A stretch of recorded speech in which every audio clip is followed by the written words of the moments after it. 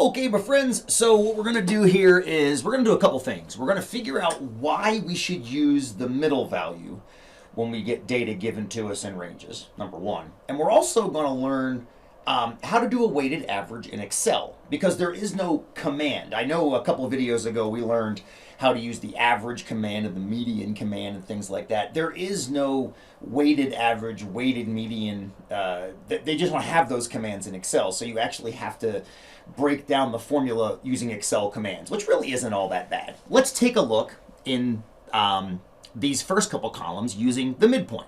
Okay, so we're basically just going to redo in Excel what you did in the previous questions here. We're going to take the midpoint of each of these ranges.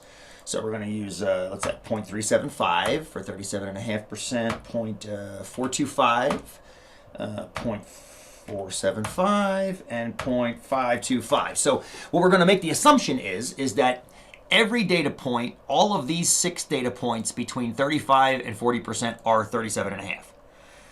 All 19 of these are 42.5, all 12 of these are 47, and all 2 of these are 52.5. Now, of course, there's a limitation to that, right? Because they're not.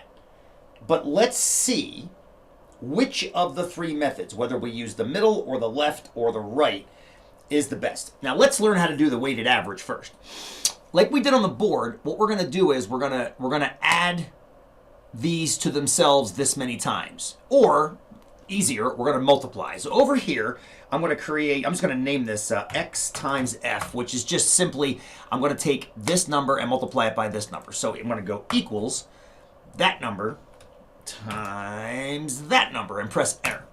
So if I add 37.5% plus itself 6 times, I get 225%, which I'm going to copy that down to all 4. Then what I'm going to do is I'm going to do some sums.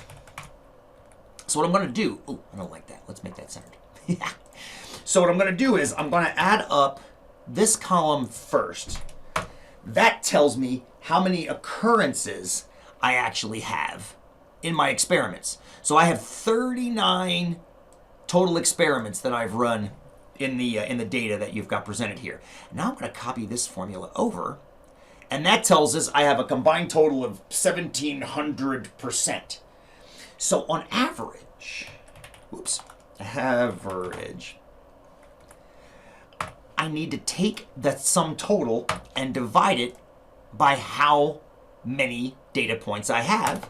And that tells me I have 44% heads. If I spin a penny and let it keep spinning until it falls down on the table, on average, we get heads 44% of the time.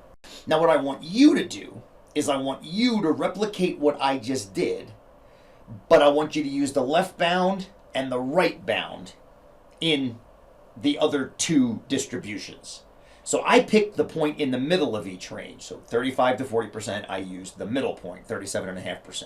In the middle distribution here, I want you to use the left bound of each range. And in the next one, I want you to use the right bound of each range and calculate the average percentages using each of those left and right bounds. And then we'll compare them to what actually happens in the data and see why we use the midpoint. All right, go get them.